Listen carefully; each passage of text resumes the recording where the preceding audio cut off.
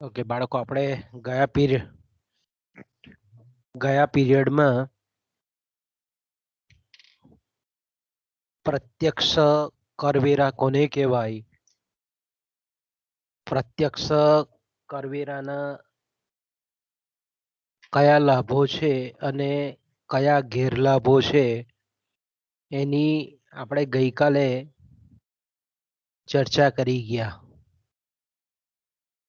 અને એમાં આપણે જોયું તે પ્રમાણે કે પ્રત્યક્ષ કરવેરા એટલે સરકારે કાયદેસર રીતે જેના પર વેરા નાખવામાં આવેલા હોય તે જ વ્યક્તિ જ્યારે કર ભરતો હોય એટલે આપણે એમ કહી શકીએ કે કરાઘાત અને કર સંપાત એક જ વ્યક્તિ પર હોય અને જે કરવેરા અનિવાર્ય હોય, અનએવોઇડેબલ હોય, તો તેવા કરવેરાને આપણે પ્રત્યક્ષ કરવેરા કહીએ છીએ. પ્રત્યક્ષ કરવેરાના આપણે ઘણા બધા ફાયદાઓ પણ જોયા કે પ્રત્યક્ષ કરવેરામાં સમાનતાના સિદ્ધાંતનું પાલન કરવામાં આવે છે. પ્રત્યક્ષ કરવેરા ઉત્પાદક પણ છે. પ્રત્યક્ષ કરવેરામાં કરકસરનું તત્વ પણ છે. પ્રત્યક્ષ કરવેરામાં નિશ્ચિતતાનું તત્વ પણ છે. સ્થિતિસ્થાપક પણ છે. સભાનતા પ્રેરક છે. પ્રત્યક્ષ કરવેરાને લીધે આપણે એમ કહી શકીએ કે લોકોમાં નાગરિકત્વની ભાવના પણ વિકસે છે. આવા ઘણા બધા આપણે એમ કહીએ કે એના લાભો જોઈ ગયા. એ જ રીતે એના કેટલાક ગેરલાભો પણ છે એ પણ આપણે જોઈ ગયા કે પ્રત્યક્ષ કે સીધા જે કરવેરા છે એના કેટલાક ગેરલાભો પણ જોયા કે ભાઈ કરચોરીનું પ્રમાણ એમાં સારું એવું રહે છે, કારણ કે જે વેપારીઓ છે તે ખાસ કરીને અલગ વ્યવહારો માટે આપણે એમ કહીએ કે એકના બદલાએ પેરેલલ બે હિસાબી ચોપડાઓ રાખતા હોય છે. આવક અને મિલકતની આકારણી ખોટી બતાવે છે. એ જ રીતે પ્રત્યક્ષ કરવેરા ને આપણે આવક અને મિલકત પરના કરવેરા કહીએ છીએ ત્યારે આપણે એમ કહીએ કે એને આકારવાનું કામ ખૂબ જ મુશ્કેલ છે. અને એમાં આપણે જાણીએ છીએ તે પ્રમાણે કે એમાં એનું ચોક્કસ માપ આપણે કાઢી શકતા નથી. બીજી આપણે પ્રત્યક્ષ વેરાની મર્યાદા એ પણ જોઈ ગયા કે બોજારૂપ છે, અગવડ ભરેલો છે, કે એક સામટી જ્યારે રોકડ રકમ ભરવાની હોય ત્યારે બોજારૂપ લાગે છે. વ્યક્તિ જ્યારે એના પૈસા ભરતો હોય એક સામટા ત્યારે એક જાતનો માનસિક આઘાત લાગતો હોય એવી અનુભૂતિ થાય છે. એ જ રીતે જો ઊંચા પ્રત્યક્ષ કરવેરા હોય તો બચત, મૂડીરોકાણ અને ઉત્પાદનના માળખાને પણ એ વિકૃત બનાવે છે.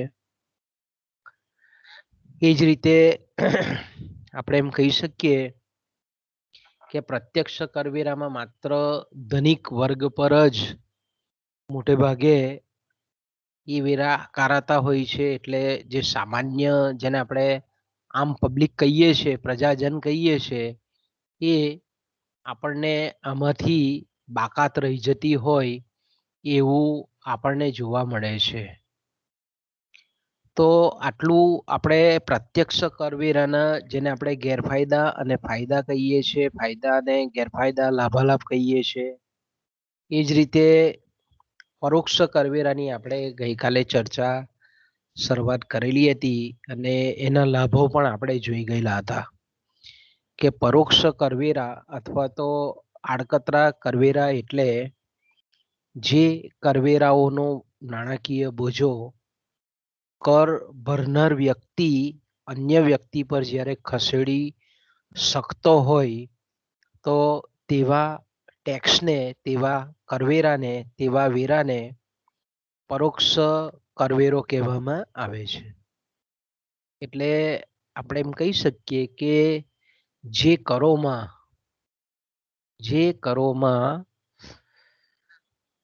કર સંપાત અને કરાઘાત આપણે એમ કહીએ ને, કર સંપાત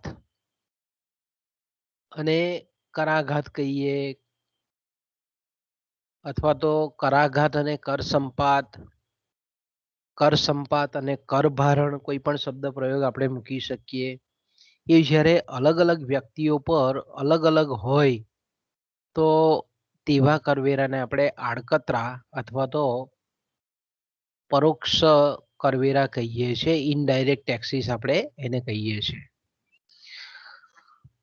ખાસ કરીને આપણે જોયું તે પ્રમાણે કે વસ્તુઓ પરના જે વેરાઓ છે તેને આપણે પરોક્ષ કરવેરા કહીએ છીએ, કારણ કે સરકાર ઉત્પાદક પર નાખે અને ઉત્પાદક એ વિક્રેતા ઉપર એનો બોજો સ્થળાંતરિત કરી દે અને વિક્રેતાઓ જે છે તે અંતે ગ્રાહકો પાસેથી એ વસ્તુના ઊંચા ભાવ લઈ અને કરનો બોજો એ ગ્રાહકો પર સ્થળાંતરિત કરી દેતા હોય છે.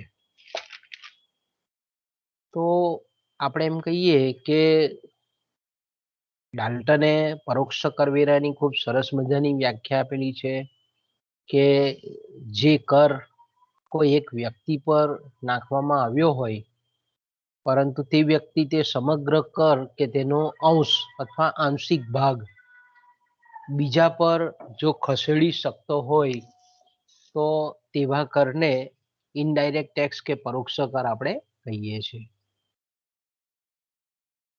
એની આપણે ઘણી વ્યાખ્યાઓ પણ આપણે ગઈકાલે જોઈ.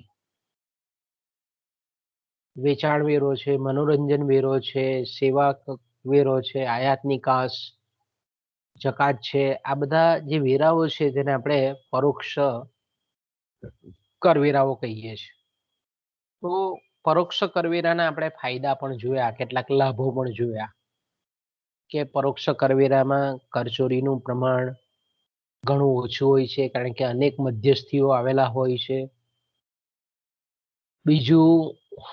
બીજો લાભ આપણે એ પણ જોયો કે પરોક્ષ કરવેરા એ વસ્તુના કિંમતના ભાગરૂપે વસૂલ કરવામાં આવતા હોવાથી એનો બોજો ભરનાર વ્યક્તિને બહુ ઓછો લાગે છે.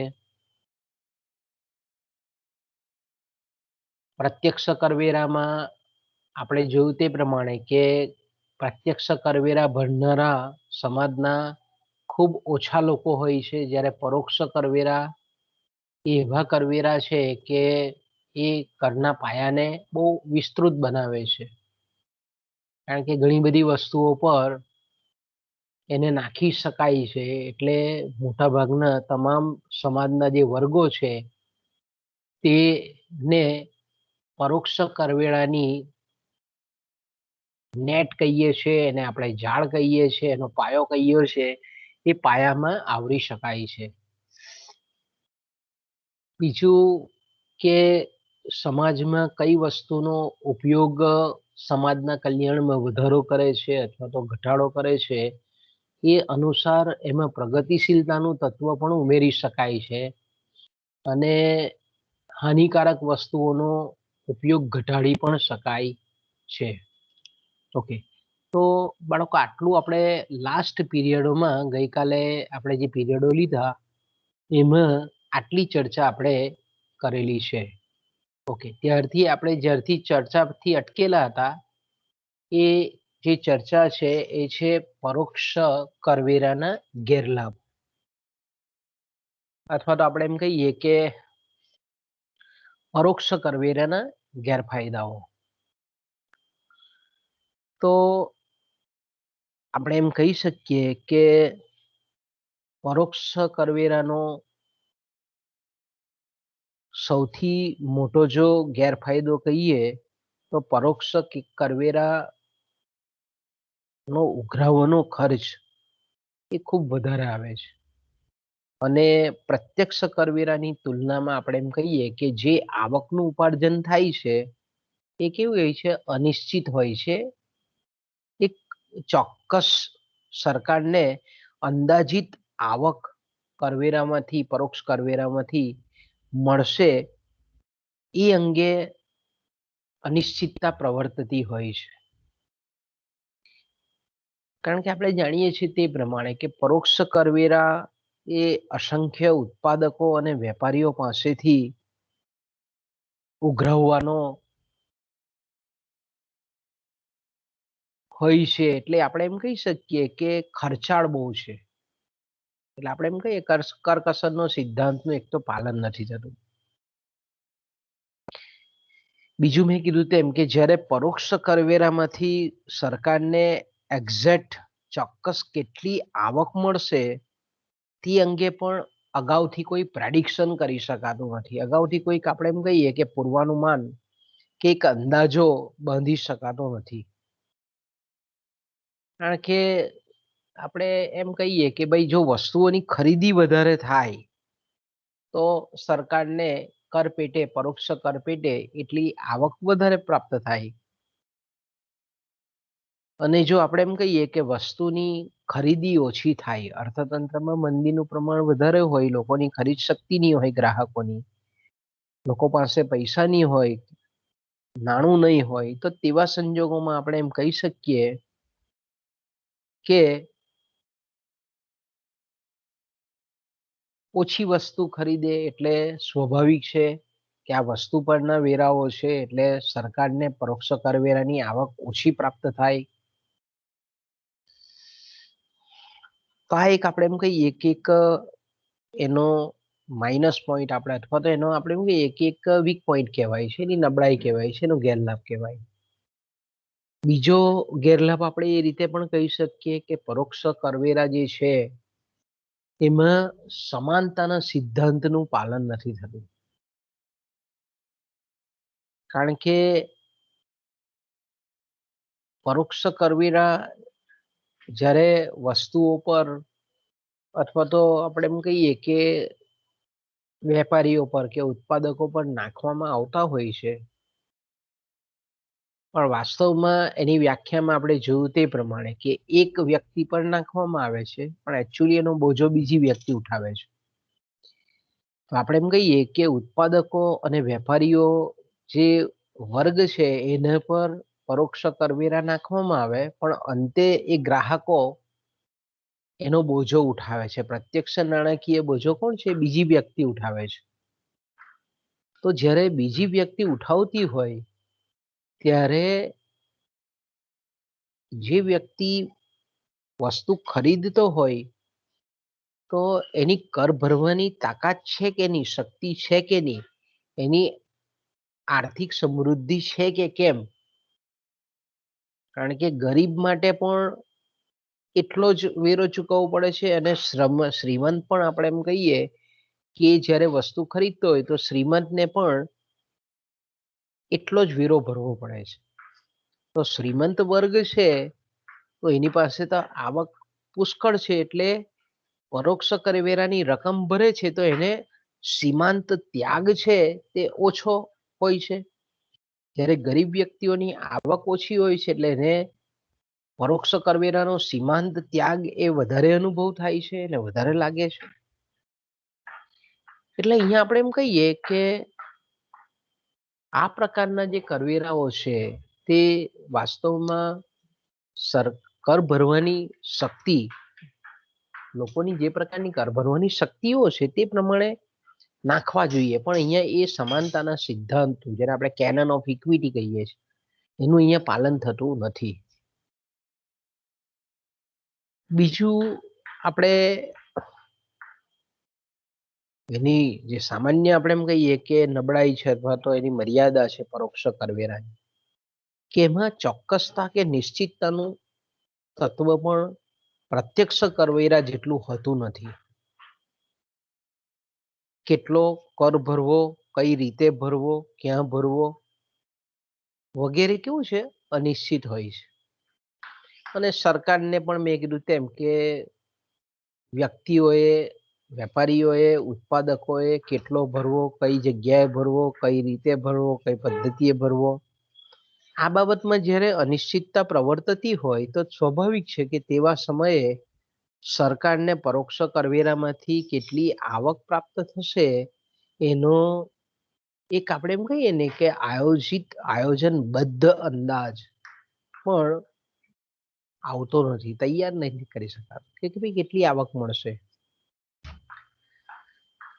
બીજું આપણે એમ કહીએ કે ભાઈ પરોક્ષ કરવેરા જ્યારે વ્યક્તિ વસ્તુની કિંમતના સ્વરૂપમાં વસ્તુ જ્યારે ખરીદી કરે છે એની કિંમતના સ્વરૂપમાં અજાણતા ભરે છે ત્યારે પ્રત્યક્ષ કરવેરા જેવો આઘાત પણ એને લાગતો નથી. કારણ કે આઘાત નથી લાગતો એટલે ત્યાગની ભાવના એના મનમાં સ્પષ્ટ નથી થતી. અને ત્યાગની ભાવના જ્યારે આપણે એમ કહીએ કે કર ભરવા છતાં લોકોમાં ન થતી હોય તો તેવા સંજોગોમાં દેશના એક સારા નાગરિક તરીકેની એની જે ભાવના ખીલવી જોઈએ તે ખીલતી નથી.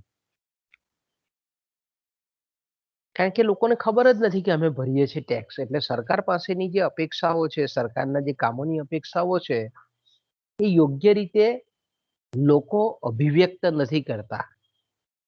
પ્રત્યક્ષ કરવેરા ભરનાર જાગૃત છે, કારણ કે એને ખબર છે કે આટલા રૂપિયા મારે હું આવકવેરો ભરું છું, મિલકત વેરો ભરું છું અને સરકારને જે આવક પ્રાપ્ત થાય છે એનો સદુપયોગ થાય છે કે દુરુપયોગ થાય છે એવી ભાવના જે આપણે એમ કહીએ કે પ્રત્યક્ષ કરવેરા ભરનારની હોય છે, જ્યારે પરોક્ષ કરવેરા જે ભરનાર વ્યક્તિઓ છે આવી નાગરિકત્વની ભાવના જે છે તે ખીલતી નથી હોતી.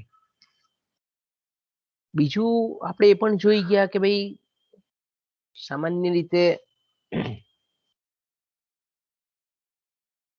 આ જે કર છે પરોક્ષ કરવેરા એ કેવા છે, પ્રતિગામી કરવેરા કહેવાય એને, આપણે હિર્યમાન કરવેરા, એટલે બીજા અર્થમાં આપણે એમ કહીએ કે અન્યાય કરતા કર છે.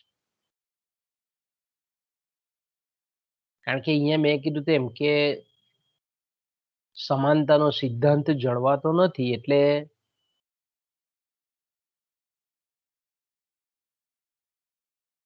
આ પરોક્ષ કરવેરાનો બોજો વધુ આવકવાળી વ્યક્તિ પર ઓછો પડે અને ઓછી આવકવાળી વ્યક્તિ પર વધારે પડે. તો આપણે એમ જોઈએ તો આ કેવો છે, હિર્યમાન કરવેરો કહેવાય, પ્રતિગામી કરવેરો કહેવાય, રિગ્રેસિવ ટેક્સ એને આપણે કહીએ. કારણ કે સરકાર જ્યારે કોઈ પણ વસ્તુ ઉપર કરવેરા નાખે તો એ વસ્તુ ગરીબ અને ધનિક બંને વ્યક્તિઓ ખરીદે છે અને બંને વ્યક્તિઓ મેં કીધું તેમ કે એક સાથે એક સરખા પ્રમાણમાં કરવેરો ભરે છે. પણ એક કરવેરાનો જેને આપણે વાસ્તવિક બોજ કહીએ એ ગરીબો પર વધારે હોય ને ધનિકો પર ઓછો પડે છે. એટલે અન્યાય કરતા છે, આપણે એમ કહીએ અનજસ્ટિફાઈડ છે.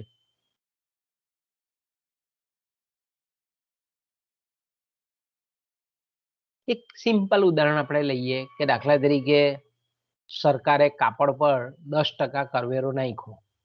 સરકારે કાપડ પર ધારો કે 10% કરવેરો નાખ્યો. હવે 1,00,000 રૂપિયાની આવક ધરાવનાર વ્યક્તિ હોય તો 10% પ્રમાણે આપણે એમ કહીએ એને ટેક્સ ભરવો પડે કાપડ પર, કાપડની ખરીદી કરે તો.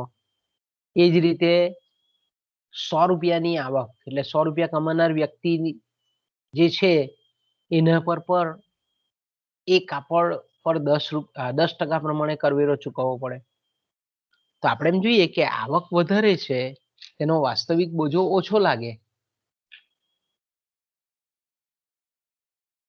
જ્યારે આવક ઓછી છે તેને એ 10% નો જે વાસ્તવિક બોજો છે તે વધારે લાગે, કારણ કે 100 રૂપિયાની આવક પર 10 રૂપિયા એને વેરા ભરવાના છે ને પેલા 1,00,000 રૂપિયાની આવક પર 10 રૂપિયા ભરવાના છે. તો આપણે એમ કહીએ કે આ અન્યાય કરતા છે. બીજું આપણે કીધું તે પ્રમાણે કે પરોક્ષ કરવેરા ભરનાર વ્યક્તિઓ પુષ્કળ છે, એટલે એને ઉઘરાવવા માટેનું ખર્ચ, એનું જેને આપણે મેનેજમેન્ટ કોસ્ટ કહીએ છીએ, વહીવટીય ખર્ચ કહીએ છીએ, એ ખૂબ ઓછો આવે. અને એટલે આપણે એમ કહીએ કે કરવેરાના જે સિદ્ધાંતો આપણે જોઈ ગયા કે કરકસરતાનો ગુણ, કરકસરનો સિદ્ધાંત જેને આપણે કહીએ છીએ કે સરકાર જે દરે કરવેરો નાખે છે અને સરકારની તિજોરીમાં કેટલા નાણાં જમા થાય છે, એ બે વચ્ચેનો ગેપ, બે વચ્ચેનો તફાવત જેટલો ઓછો એટલો એ વેરો કરકસર કહેવાય. પણ પરોક્ષ કરવેરામાં આપણે એમ કહીએ કે વહીવટીય ખર્ચ ખૂબ ઊંચો આવે, એટલે સરકાર જે દરે કરવેરા નાખે છે એના કરતા ઘણા બધા ઓછા દરે એ સરકારની તિજોરીમાં નાણાં જમા થાય છે. એટલે આપણે એમ કહીએ કે કરકસરતાનો ગુણ આ કરવેરા ધરાવતા નથી. બીજું, ઘણી વખત આપણે આ કરવેરામાં આપણે જોઈએ છીએ તે પ્રમાણે કેટલીક વાર ઉત્પાદકો હોય કે વેપારીઓ હોય, એ ગ્રાહક જો બજારથી સંપૂર્ણ વાકેફ ન હોય, બજાર પ્રત્યેનું એને પૂરેપૂરું જ્ઞાન નહીં હોય, અને ઘણી વખત આપણે જોઈએ છીએ તે પ્રમાણે કે ગ્રાહકની ગરજ પણ હોય, ગ્રાહકની અજ્ઞાનતા પણ હોય, તો એનું આપણે એમ કહીએ કે ગરજનો બરાબર ગેરલાભ લઈ અને સરકારે જે દરે કર નાખેલો છે એના કરતા ડબલ તબલ, બમણો કે 3 ગણો કર એ વસ્તુની કિંમતમાં ઉમેરી દે છે. અને આ રીતે આપણે એમ કહીએ કે પ્રજાનું શોષણ આ કરવેરામાં થવાની શક્યતા છે વેપારીઓ દ્વારા. એટલે મેં કીધું તેમ કે ધારો કે સરકારે કાપડ પર 10% કરવેરો નાખ્યો, પણ ગ્રાહકને ખબર નથી કે ભાઈ કાપડ પર 10% કરવેરો છે. લગ્ન પ્રસંગ હોય અને કંઈક કાપડની આવશ્યકતા હોય, તો તેવા સમયે વેપારીઓ કાપડ પર સરકારે 10% નાખેલો છે, પણ 30%, 40% જેટલો કરવેરો બતાવી અને કાપડની કિંમત એ વધારે આકારી લે છે. પરિણામે શું થાય, ગ્રાહકની જે વાસ્તવિક આવક છે, ગ્રાહક, કારણ કે કિંમત વધે એટલે સ્વાભાવિક છે કે વાસ્તવિક આવક ઘટે. એટલે આ રીતે પણ આપણે એમ કહીએ કે કિંમત વધારીને લોકો પર ખોટી રીતનો વધારે કરબોજ આ કરવેરાને લીધે પડતો હોય સામાન્ય નાગરિક પર, એવું આપણે કહી શકીએ. બીજું આપણે એમ પણ કહી શકીએ કે આ પરોક્ષ કરવેરા છે તે ઉત્પાદનના માળખાને પણ કંઈક અંશે અસર કરે છે, અવળી અસર કરે છે. કારણ કે ઘણી વખત આપણે જોઈએ છીએ તે પ્રમાણે કે સરકાર જે વસ્તુ ઉપર આવા પરોક્ષ કરવેરા નાખે છે અને તેના પર કારણ કે કરવેરા વધે એટલે સ્વાભાવિક છે કે એની કિંમતોમાં પણ વધારો થાય, વસ્તુની કિંમત વધે, અને વસ્તુના જો કિંમત કે ભાવ વધે તો આપણે એમ ચોક્કસ રીતે કહી શકીએ કે માંગના નિયમ પ્રમાણે વસ્તુની માંગ ઘટી જાય. સરકાર બહુ વધારે પડતા ટેક્સ નાખે તો પરિણામ શું આવે કે કિંમત વસ્તુની મોંઘી થાય, અને વસ્તુની કિંમત જો વધે તો એ વસ્તુની માંગ ઘટે, અને માંગ ઘટે તો સ્વાભાવિક છે કે ઉત્પાદન પણ ઘટે. ઉત્પાદન ઘટે એટલે મૂડીરોકાણ ઘટે, મૂડીરોકાણ ઘટે એટલે ઉત્પાદનના સાધનોની રોજગારીમાં ઘટાડો થાય, એના વળતર દરોમાં ઘટાડો થાય. તો આ એક જાતનું વિશિયસ સાયકલ એ આપણને અર્થતંત્રમાં પ્રવર્તતી જોવા મળે છે.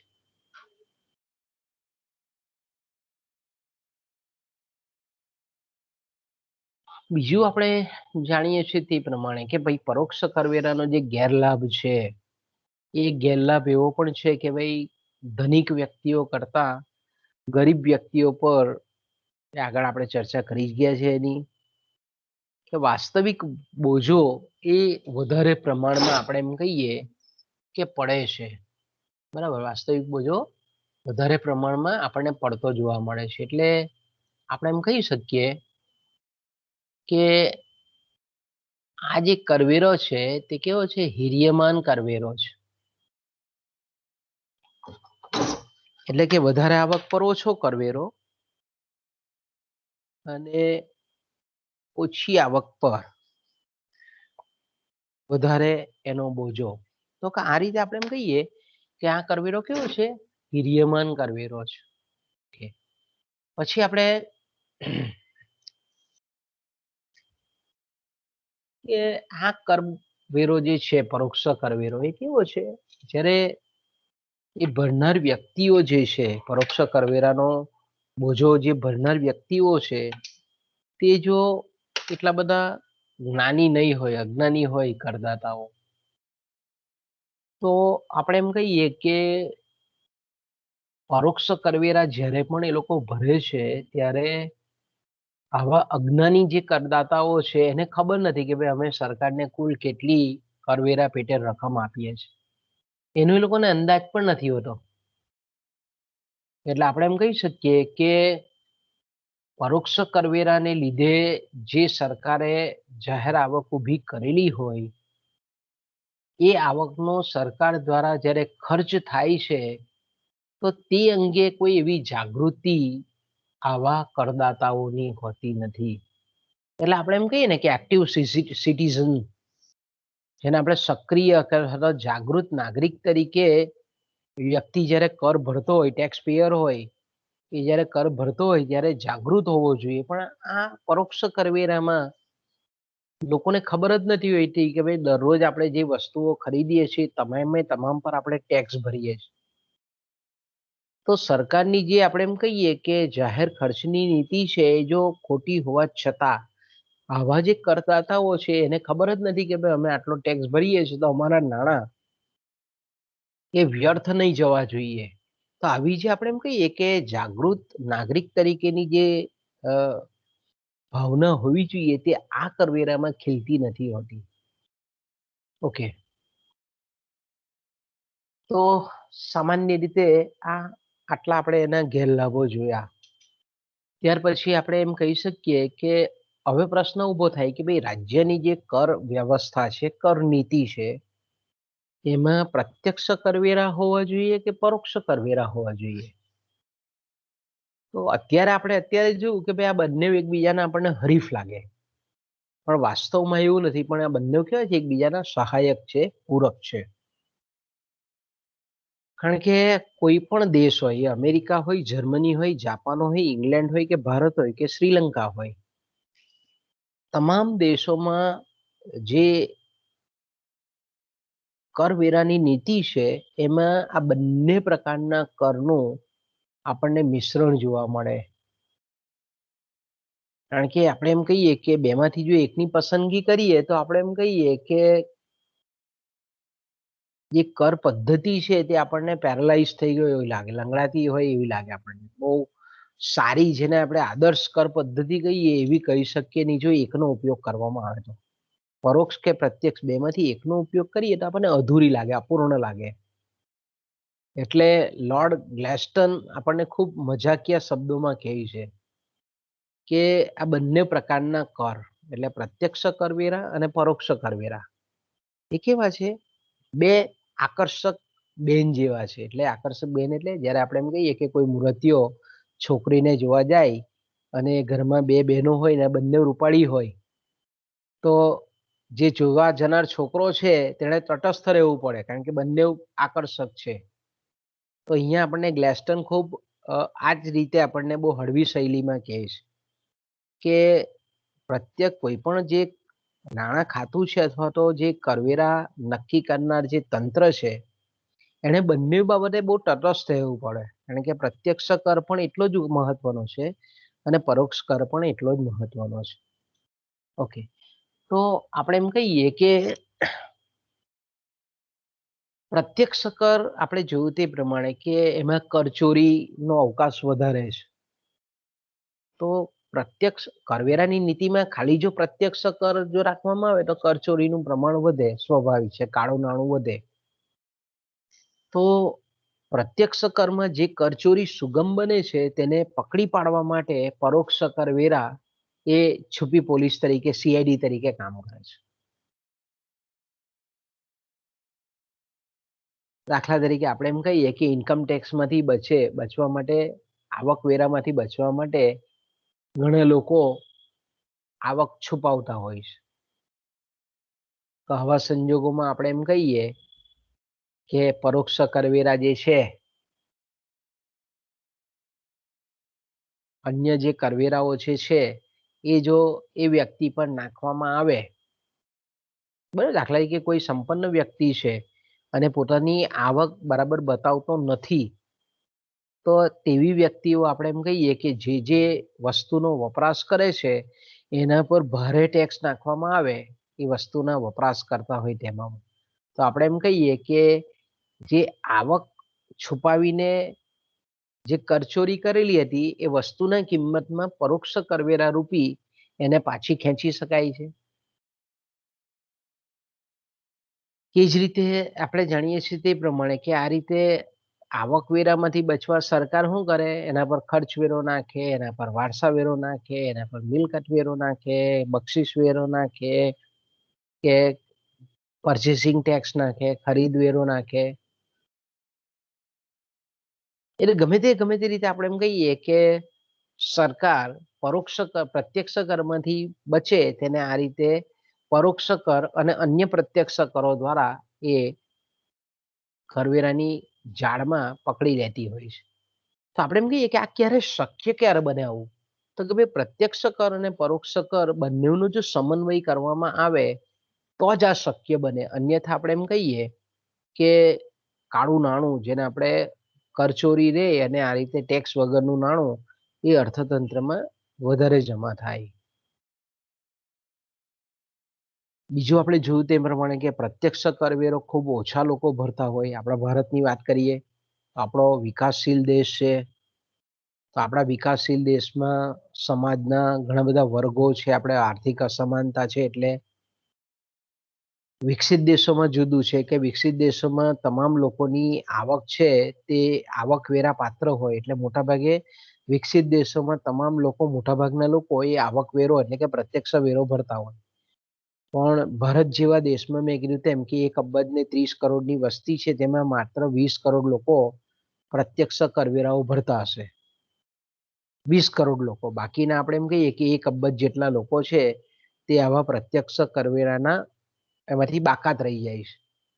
તો આપણે કહીએ કે આટલો મોટો વર્ગ જ્યારે પ્રત્યક્ષ કર ભરતો ન હોય, તો તેવા સંજોગોમાં પરોક્ષ કરવેરા નાખવામાં આવે અને આજે આપણે કીધું તેમ કે કરવેરાનો જે પાયો છે, એનો બેઝ છે, એને જ્યારે એક્સટેન્ડ કરવામાં આવે, વિસ્તરિત કરવામાં આવે, તો તેવા સંજોગોમાં આપણે એમ કહીએ કે સરકાર આવો જે બહુ મોટો વર્ગ જે બાકાત રહી ગયેલો હોય તેને અહીંયા આવરી અને આવકના સ્ત્રોતો ઊભા કરી શકે છે. જો એકલો જ જો આપણે કહીએ કે પ્રત્યક્ષ કર હોય તો, કારણ કે સરકાર કલ્યાણલક્ષી રાજ્ય છે આજની, એટલે એને જે પૂરતા પ્રમાણમાં આવક જોઈએ એ પૂરતા પ્રમાણમાં આવક મેળવી શકે નહીં. એટલે આપણે એમ કહીએ કે પરોક્ષ જે કર છે તે આ રીતે આવક મેળવવા માટે ખૂબ સહાયક બને છે. અને આપણે જાણીએ છીએ તે પ્રમાણે કે કરવેરાને વધુ વ્યાપક બનાવે. ત્યાર પછી આપણે જોયું તે પ્રમાણે કે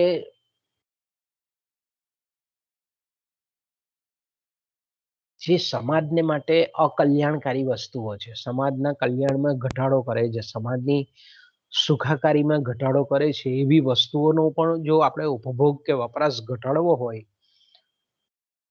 તો આપણે એમ કહી શકીએ કે પરોક્ષ જે કર છે તે પ્રત્યક્ષ કરના એક સહાયક તરીકે, પૂરક તરીકે, કોમ્પોઝિટ તરીકે ઉપયોગી સાબિત થાય છે. એ જ રીતે અર્થકારણમાં જે ચક્રીય પરિબળો છે, વ્યાપાર ચક્રો છે, ફુગાવો છે, મંદી છે, તેજી છે, અર્થતંત્રનું વિસ્તરણ છે, સંકોચન છે, આવી જે કંઈ પણ સામૂહિક આર્થિક પરિમાણોની જે આપણે એમ કહીએ કે સતત જે ઘટમાળ ચાલે છે એને જો અટકાવવી હોય તો પ્રત્યક્ષ કરવેરાની સાથે પરોક્ષ કરવેરાનું પણ બહુ મહત્વનું સ્થાન છે.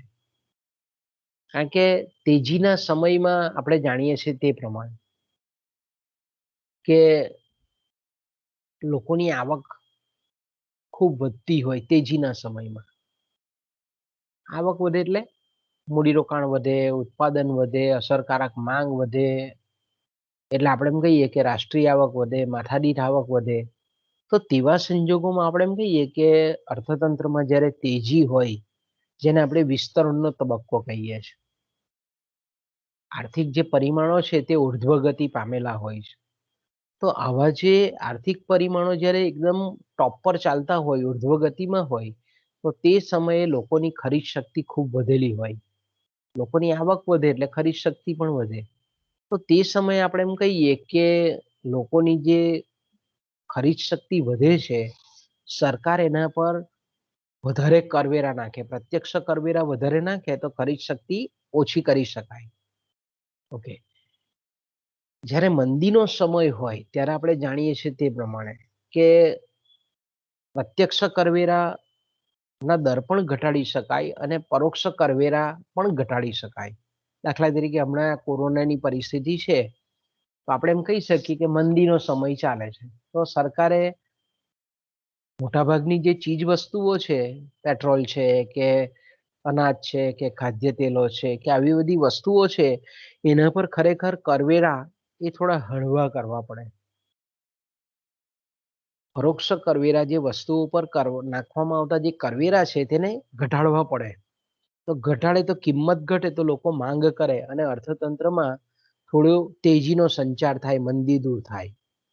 એ જ રીતે આપણે જાણીએ છીએ તે પ્રમાણે કે મંદીનો સમય છે, લોકોની આવક પણ ઓછી છે, તો સરકારે પ્રત્યક્ષ કરવેરા પણ ઘટાડવા જોઈએ કે જેથી કરીને લોકોની ખરીદ શક્તિમાં વધારો કરી શકાય.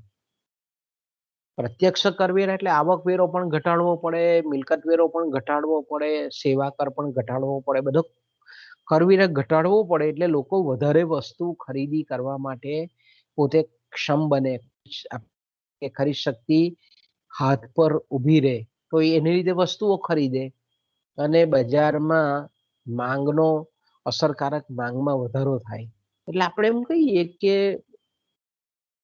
વાસ્તવમાં એકલા પ્રત્યક્ષ કરને પણ આપણે નિરપેક્ષ રીતે જો કરવેરા પદ્ધતિના પરિપ્રેક્ષ્યમાં જો વિચારતો હોય તો એટલો બધો એકલો નિરપેક્ષ રીતે કોઈ પણ કર, પ્રત્યક્ષ કે પરોક્ષ, એ બંનેમાંથી નિરપેક્ષ રીતે એકલો ઉપયોગી નથી, પણ એકબીજાનો જો યોગ્ય સમન્વય કરી અને બંને એકબીજાના હરીફ નહીં પરંતુ એકબીજાના પૂરક ગણીને જો કરવેરાની નીતિ અપનાવવામાં આવે તો આપણે એમ કહીએ કે વધારે કારગત નીકળે છે સમાજ માટે, દેશ માટે. એ સરકારના જે કંઈ પણ લક્ષ્યાંકો છે એને પાર પાડવા માટે ખૂબ આ બંને કરવેરાની સમન્વય વાળી કર નીતિ જો અપનાવવામાં આવે, કર પદ્ધતિ જો અપનાવવામાં આવે તો સરકાર પોતાના હેતુઓને ખૂબ સારી રીતે પાર પાડી શકે. ઓકે. ત્યાર પછી આપણે બીજો એક કરવેરો છે, આપણે બીજો પ્રકાર, એ આપણે જાણીએ છીએ તે પ્રમાણે સપ્રમાણ અથવા તો એને પ્રમાણસર, બે રીતે પરીક્ષામાં પણ તમને પૂછી શકે, સપ્રમાણ કરવેરા અને અથવા તો પ્રમાણસર ના કરવેરા, જેને આપણે પ્રપોર્શનલ ટેક્સ કહીએ છીએ. બીજા જે કરવેરા છે તેને આપણે વર્ધમાન અથવા તો પ્રગતિશીલ કરવેરા એને આપણે કહીએ છીએ. અને ત્રીજા જે છે તેને આપણે રિગ્રેસિવ કરવેરા કહીએ છીએ. ઓકે. તો પ્રપોર્શનલ એટલે સપ્રમાણ કરવેરા, પ્રમાણસરના કરવેરા, પ્રપોર્શનલ ટેક્સ. બીજા અર્થમાં આપણે એમ કહીએ તો શું બતાવીએ છીએ આપણે પ્રપોર્શનલ ટેક્સ કહીએ છીએ. ઓકે. તો સામાન્ય રીતે આપણે એમ કહીએ કે જ્યારે સંપત્તિ કે આવકના ધોરણ પર ટેક્સ નાખવામાં આવે અને આવક કે સંપત્તિ વધવાની સાથે કરનો જે દર છે એ સ્થિરનો સ્થિર જ રહે, વધઘટ નહીં થાય, તો તેને આપણે પ્રમાણસર કર કહીએ છીએ. એટલે આ બીજા અર્થમાં આપણે એમ કહ્યું તો વ્યક્તિની આવકની સપાટી વધારે હોય કે ઓછી હોય, પરંતુ એમણે એક જ સરખા દરે કરવેરો ચૂકવવાનો હોય તો તેવા કરવેરાને આપણે સપ્રમાણ કે પ્રમાણસર કરવેરા કહેવામાં આવે છે.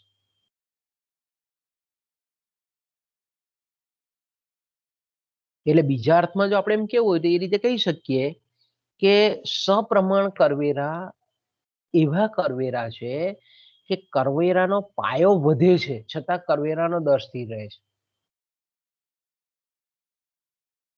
કરવેરાનો પાયો એટલે હું તો કે આવક વધે છે છતાં પણ કરવેરાનો દર જે છે, રેટ છે, એ સ્થિર રહે છે. એટલા માટે જ એને આપણે સપ્રમાણ કહીએ છીએ, પ્રપોર્શનલ કહીએ છીએ. એટલે સપ્રમાણ કરવેરા એટલે આવક અને મિલકતની આપણે એમ કહીએ કે દરેક સ્તરની કક્ષાએ નાખવામાં આવતા કરવેરાની ટકાવારી સ્થિર રહે છે.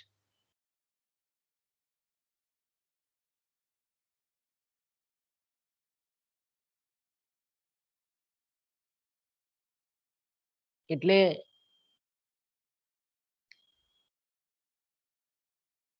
દરેક જે કર ભરનાર વ્યક્તિ છે એ જ્યારે પોતાની આવકના પ્રમાણમાં કરની રકમ ભરતો હોય તો અને એના જો દર પ્રમાણસરના હોય, સ્થિરના સ્થિર હોય, તો તેવા કરવેરાને આપણે કહીએ સપ્રમાણ અથવા પ્રપોર્શનલ અથવા તો પ્રમાણસર કરવેરા. દાખલા તરીકે આપણે એનું ઉદાહરણ પણ લઈ શકીએ કે ભાઈ આવકવેરો છે. ઓકે, આવકવેરાનો દર ઇન્કમટેક્સ કચેરીએ અથવા તો આપણે એમ કહીએ કે જે આપણા નાણામંત્રી અને નાણાં મંત્રાલય છે એમણે બજેટ જ્યારે બહાર પાડ્યું હોય ત્યારે એ આવકવેરાનો દર ધારો કે 10% નિર્ધારિત કર્યો હોય, તો આપણે એમ કહીએ કે 1 લાખ રૂપિયાની વાર્ષિક આવક મેળવનાર જે વ્યક્તિ છે એ રૂપિયા 10% પ્રમાણે 10,000 રૂપિયા કર ભરે છે. ઓકે, એ જ રીતે કારણ કે આપણે અર્થતંત્રમાં જોઈએ છે કે કોઈક વ્યક્તિ એ નોકરિયાત હોય કે પછી વેપાર ધંધો કરતો હોય, એક વ્યક્તિની આવક ધારો કે વાર્ષિક વર્ષની 1 લાખ રૂપિયા હોય તો કોઈક બીજા વ્યક્તિની 5 લાખ પણ હોય, કોઈક ત્રીજા વ્યક્તિની 50 લાખ પણ હોય, કોઈ વ્યક્તિની 10 લાખ પણ હોય. આપણે અર્થતંત્રમાં અલગ અલગ વ્યક્તિની આવક અલગ અલગ હોઈ શકે છે. પણ અહીંયા આપણે કીધું તેમ કે આવકની સપાટી ગમે તેટલી હોય પણ એના પર આવકનો જે વેરો છે, આવક પર ભરવાનો જે કરવેરો છે, આવક વેરો કહીએ છીએ, ઇન્કમ ટેક્સ કહીએ છીએ, એનો દર જ્યારે સ્થિર હોય 10% હોય તો 1 લાખ રૂપિયાની આવક મેળવનાર વ્યક્તિ 10,000 રૂપિયા ભરે. એ જ રીતે 5 લાખ રૂપિયાની આવક ધરાવનાર વ્યક્તિ 10% પ્રમાણે 50,000 રૂપિયા કર આપે. તો આ પ્રકારના કરને આપણે સપ્રમાણ કર અથવા તો પ્રમાણસર કર તરીકે લખવામાં આવે છે.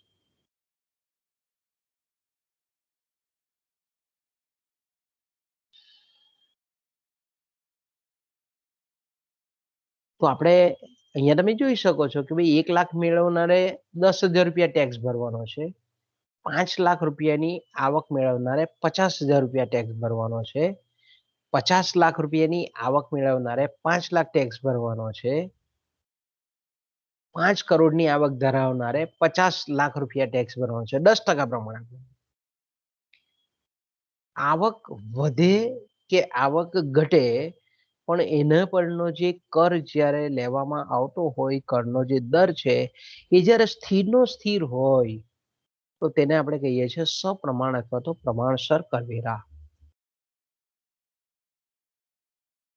ઓકે, તો અહીંયા આપણે સૂત્રાત્મક રીતે પણ દર્શાવી શકીએ કે ધારો કે આપણે એમ કહીએ કે એનું જે સૂત્ર છે, પરીક્ષામાં તમને પૂછે કે ભાઈ સપ્રમાણ અથવા તો પ્રમાણસર કરવેરાનું સૂત્ર લખો, તો કરની રકમ છેદમાં કરના ધોરણની રકમ બરાબર કે એટલે જે આપણે આવકવેરાનો દર આપણા ઉદાહરણમાં 10% લીધેલો છે તે.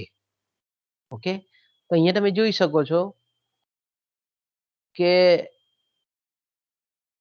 આપણી ચોપડીમાં કદાચ પ્રિન્ટિંગ મિસ્ટેક છે, હું માનું ત્યાં સુધી, કે કરની રકમ કેટલી છે, તો કે ભાઈ કોઈ પણ તમે મૂકી શકો. પહેલું ઉદાહરણ પ્રમાણે તમે આપણે આગળ જોયું તે પ્રમાણે કે કરની રકમ ધારો કે 10,000 રૂપિયા છે. ઓકે, કર જે આવકવેરો જે ચૂકવે છે વ્યક્તિ એ 10,000 રૂપિયા, એટલે આપણે કરની રકમ કહીએ છીએ.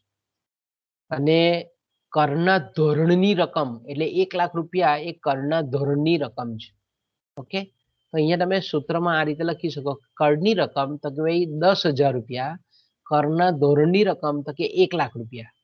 બીજું આપણે ઉદાહરણ છે કે કરની રકમ 50,000 રૂપિયા અને કરના ધોરણની રકમ એટલે કે 5 લાખ કમાનાર 50,000 રૂપિયા ભરે છે.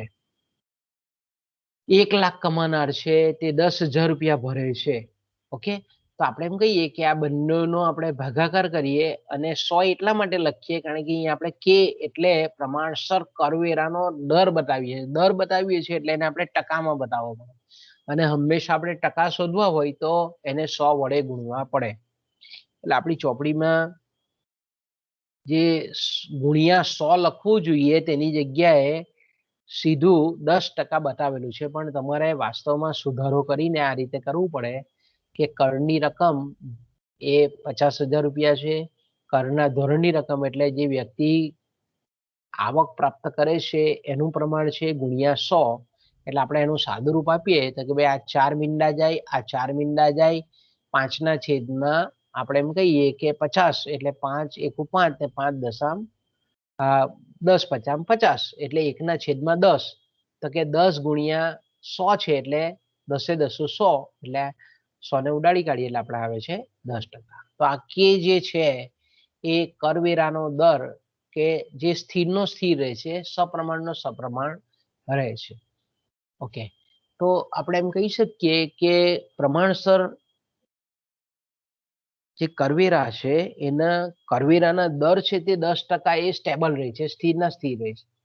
એટલે આપણે એમ કહી શકીએ કે એનો જે બોજ છે, નાણાકીય બોજ, વાસ્તવિક બોજ જે છે તે ઊંચી આવક મેળવનાર વર્ગ કરતા જે ઓછી આવક મેળવનાર, નિમ્ન આવક મેળવનાર વર્ગ પર વધારે રહે છે. કારણ કે અહીંયા આપણે જોઈએ છે કે 1,00,000ની આવક મેળવનારે 10,000 ભરવાનો છે, તો 1,00,000 માંથી 10,000 એટલે હવે એની વાસ્તવિક આવક કેટલી રહી? ખર્ચવા પાત્ર આવક તો કે 90,000 રૂપિયા રહી. જ્યારે આપણે એમ કહીએ કે 5,00,000ની આવક ધરાવનાર વ્યક્તિ છે તેણે 50,000 રૂપિયા ભરવાનો છે ટેક્સ, એટલે એની પાસે ખર્ચવા પાત્ર આવક કેટલી છે તો કે 4.5 લાખ રૂપિયા છે. તો આપણે એમ કહીએ કે વધારે આવક જે ધરાવનાર છે એને પણ સમાન દરે કરવેરો અને ઓછી આવક ધરાવનાર પણ સમાન દરે કરવેરો. તો આપણે એમ કહીએ કે વાસ્તવિક બોજ છે તે ઓછી આવક મેળવનાર પર વધારે લાગે છે,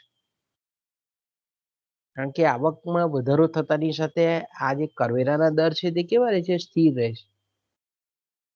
બાહ્ય રીતે આપણે જોઈએ, બહારથી આપણે જોઈએ ઉપર છેલ્લી રીતે, તો આપણને એમ લાગે કે ના આ ખરેખર સપ્રમાણ કરવેરા જ હોવા જોઈએ, કારણ કે બધાને એક જ લાકડી એ શાકે છે. તો કે આપણને ન્યાયી દેખાય, પણ વાસ્તવમાં જોઈએ તો એ કેવા છે? અન્યાયી છે. તો આપણે એમ કહી શકીએ બાળકો કે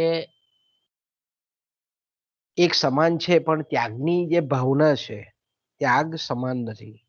કરવેરાના દર ભલે સમાન છે, પણ અહીંયા જે કર ભરવાને લીધે કષ્ટ ઉઠાવવું પડે છે, ત્યાગ ઉઠાવવો પડે છે, દુઃખ ઉઠાવવું પડે છે, તે સમાન નથી. એકે વધારે દુખાવો થાય. આપણે કે ઓછી આવક ધરાવનારને વધારે દુખે કે ભાઈ મેં 10,000 રૂપિયા ટેક્સ ભરી દીધો, અને પેલા એ 5,00,000ની આવક ધરાવનાર એવું વિચાર કે ભાઈ મેં 50,000 જ ટેક્સ ભર્યો. તો કહેવાનો મતલબ એમ છે કે એકને ત્યાગની ભાવના વધારે લાગે, એટલે મીન્સ કે વધારે તકલીફ થાય, જ્યારે બીજાને ઓછી તકલીફ થાય, વધારે આવક ધરાવનારને ઓછી તકલીફ થાય. એટલે આપણે એમ કહી શકીએ કે પ્રમાણસરના જે કરવેરા છે તે જ્યારે આપણે ન્યાયિક વાત કરતા હોય કરવેરાની બાબતમાં, કરવેરા નીતિની બાબતમાં, તો આપણે એમ કહીએ કે ન્યાયી અને સમાન વહેંચણીના સિદ્ધાંત સાથે અયોગ્ય છે, સુસંગત નથી. એટલે મોટેભાગે આપણે એમ કહીએ કે પ્રમાણસર કરવેરાનો ઉપયોગ મોટાભાગની દેશોની જે કરવેરા નીતિ છે એમાં ઉપયોગમાં લેવાતો નથી. તો મિત્રો અહીંયાથી આપણે અટકીએ, કારણ કે તમારો પણ લેક્ચર હશે. બોલો બાળકો, કઈ તકલીફ પડે છે તમને? ભાઈ મિત્રોને કહો, બધા લેક્ચરમાં ભરે હાજર. પછી હું આ વખતે હાજરીના માર્ક નથી મૂકવાનો. જે પીરિયડ નહીં ભરશે તેનો શૂન્ય મૂકી દઈશ. હાજરીના માર્ક આ વખતે નહીં મૂકીશું. એટલે તમારા મિત્રો હોય તો જાણ કરજો, બરાબર? અહીંયાથી આપણે અટકીએ છીએ અને આપણા વોટ્સએપ ગ્રુપ પર પણ હું મૂકીશ. જો કે જો લેક્ચર ભરશે નહીં તો તેના વખતે હાજરીના માર્ક નહીં મુકાશે. ઓકે, તો અહીંયાથી અટકીએ આપણે.